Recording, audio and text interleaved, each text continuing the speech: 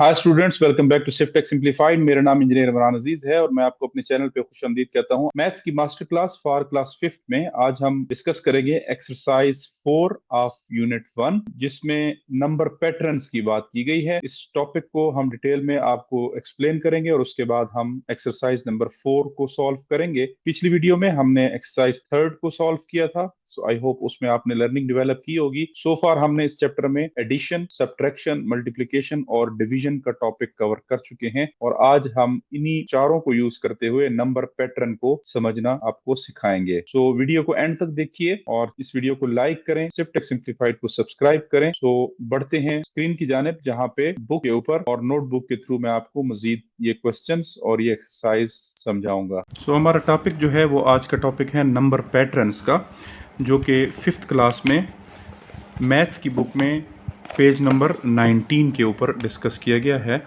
Number patterns का। सो अभी तक स्टूडेंट्स आपने एडिशन, सब्ट्रैक्शन, मल्टीप्लिकेशन और डिवीजन का कॉन्सेप्ट समझ लिया है। सो नंबर पैटर्न में भी मेनली यही चारों रूल्स यूज़ होते हैं। कहीं पे किसी पैटर्न में एक ख़ास नंबर ऐड करना होगा, कहीं पे सब्ट्रैक्ट करना होगा, कहीं पे मल्टीप्लाई करना होगा और कहीं पे उसको डिवाइड करना होगा। सो इन्हीं चार रूल्स के अंदर अंदर रहते हुए आप उन नंबर का पैटर्न्स समझेंगे। फॉर एग्जांपल एक एग्जांपल दी हुई है हमारे पास कि एक बच्चा है, I hope you can read this, let me zoom. Arham has started exercising. He increased his exercise time gradually. He exercised for 5 minutes on Monday, 7 minutes on Tuesday and 9 minutes on Wednesday. If he keeps increasing the time in the same manner, for how many minutes will he exercise on Thursday? इसमें अगर आप note करें, exercise में एक बच्चे ने exercise start की है और वीक में 7 डेज होते हैं। डे 1 जो है मंडे, उसके ऊपर उसने एक्सरसाइज की है 5 मिनट्स तक। फिर सेकंड डे ट्यूसडे उसने एक्सरसाइज की है 9 मिनट्स तक। और थर्ड डे है वेडनेसडे, सेकंड डे पे उसने एक्सरसाइज की है 7 मिनट्स तक। और थर्ड डे ट्यूसडे उस पे एक्सरसाइज उसने की है 9 मिनट तक। इसमें स्टूडेंट्स आप नोट करें, कोई एक स्पेसिफिक नंबर है जिसके लिहाज से वो इंक्रीज़ हो रही है उसका एक्सरसाइज टाइम। अब आपने उसी नंबर के ऊपर या उस फैक्टर के ऊपर गौर करना है कि ये जो नंबर्स का पैटर्न बन रहा है, इसमें क्या ऐसी चीज़ है जो इसमें ऐड हो रही है। वो फ़ौरन फिर आपको उस क्वेश्चन का पता चल जाएगा। फॉर एग्ज़ाम्पल हमारे पास ये है मंडे, ट्यूसडे, वेडनेसडे और थर्सडे। तो इसमें मंडे के ऊपर उस बच्चे ने एक्सरसाइज की है 5 मिनट, ट्यूसडे पे 7 मिनट, वेडनेसडे पे 9 मिनट और यहाँ पे हमने फाइंड करना है। अब आप इसके ऊपर गौर करें कि 5 जो डे 1 का था, इसमें क्या ऐसी चीज़ ऐड करें हम कि वो 7 बनता है। इसमें क्या ऐड करें हम, इसमें +2। +2 एक ऐसा रूल है जो इस पूरे क्वेश्चन में अप्लाई होता है। पहले का आप जब डिफरेंस या उसका एडिशन या उसकी मल्टीप्लिकेशन या डिवीजन का फैक्टर फाइंड कर लेंगे तो वही आपके अगले पैटर्न्स में भी यूज़ होना चाहिए। ठीक है, ये चीज़ आप जहन में रखें। फर्स्ट 5 है, सेकंड डे पे 7 है। 7 - 5 इज़ 2 या 5 + 2 इज़ 7। ठीक है, अब इसमें आप ये लिख सकते हैं कि इसमें उसने +2 का पैटर्न यूज़ किया है। अब अगले नंबर से उससे नेक्स्ट पे जाएंगे तो यहाँ पे भी अगर आप देखें तो 7, अगले दिन पे 9 है, यहाँ पे भी वही +2 का रूल यूज़ हुआ है। ठीक है, और इसी रूल चूँकि 2 दफ़ा रिपीट हो गया तो उसी को यूज़ करते हुए हम अगले दिन का टाइम नोट कर सकते हैं ईज़िली कि इसमें जब हम 9 में 2 करेंगे तो नेक्स्ट डे के ऊपर उसने 11 मिनट तक एक्सरसाइज की है। इसी तरह फ्राइडे अगर आप फाइंड करना चाहें तो उसको भी आप फिर +2 करेंगे 11 में, तो ये आपके पास आ जाएगा 13। इस सारे सिस्टम को कहते हैं नंबर पैटर्न।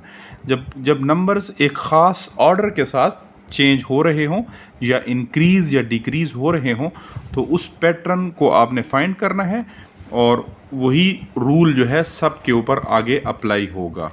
ठीक है, इसमें 2 चीज़ें बार बार ज़िक्र होंगी, एक आएगी पोजीशन, एक इसमें आएगी पोजीशन और दूसरा इसमें आएगा टर्म। ठीक है।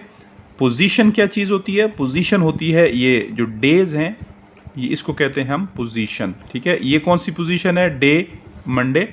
मंडे जो है ये डे 1 है, या इसको कहते हैं फर्स्ट पोजीशन। ट्यूसडे कौन सा डे है? Second position. Wednesday third position. Thursday fourth position. Friday fifth position, ठीक है। ये पोजीशन होगा। और टर्म किसको कहते हैं? टर्म इस एक्सरसाइज की ड्यूरेशन या मिनट्स जिसके ऊपर उसने एक्सरसाइज की है, इनको हम कहते हैं टर्म्स। इसको क्या कहते हैं? टर्म। फर्स्ट टर्म हमारी पे क्या था? फर्स्ट टर्म था 5, सेकेंड टर्म था हमारे पास 7, थर्ड टर्म क्या था? 9, और फोर्थ टर्म क्या था? 11। या हम इस तरह भी आपको क्वेश्चन दे सकते हैं कि फाइंड द फिफ्थ टर्म। तो फिफ्थ टर्म आप फाइंड करेंगे, फिफ्थ टर्म फ्राइडे होगी, फिफ्थ पोजीशन फ्राइडे होगी, और उसकी टर्म क्या होगी? 13। सो ये चीज़ें आगे आपके पास यूज़ होंगी।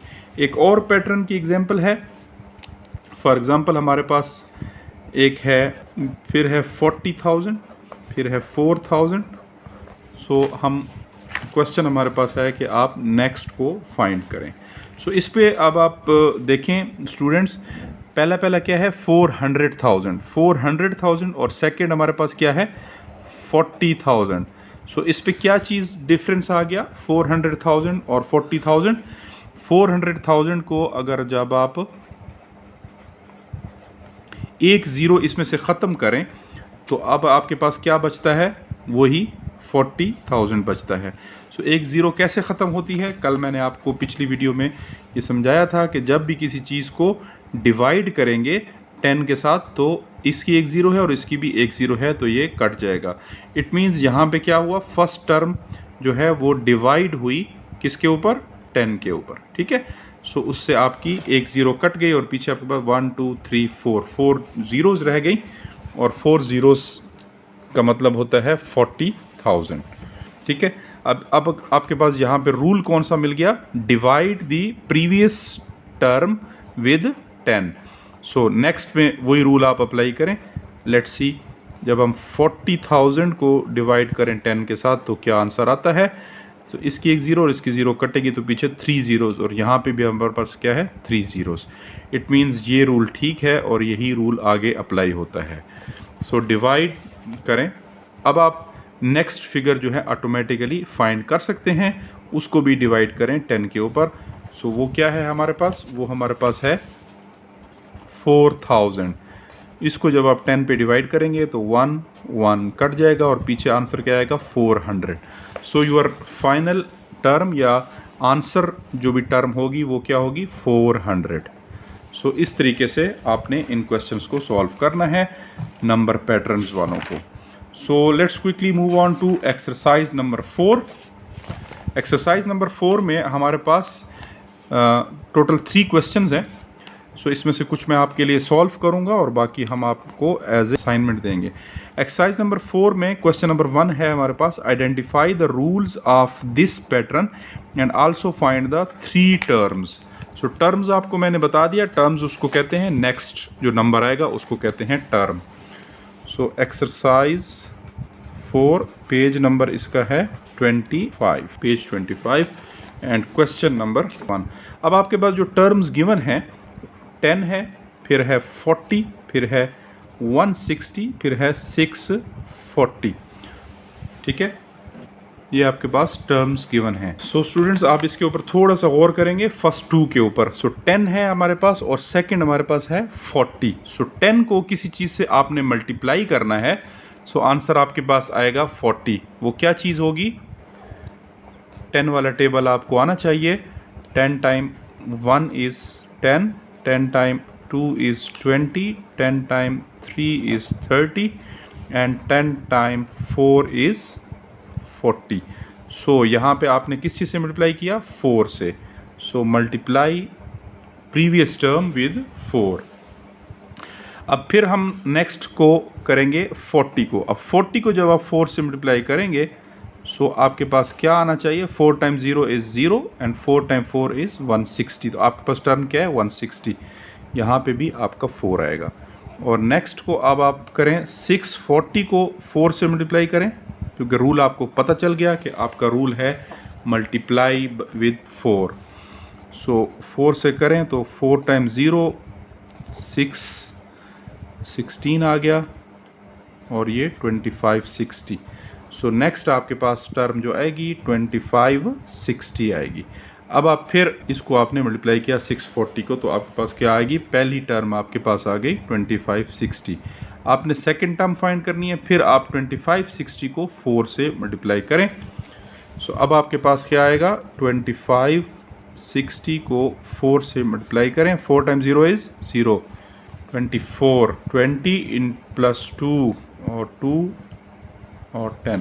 सो आपके पास टर्म आएगी 10,240, 10,240।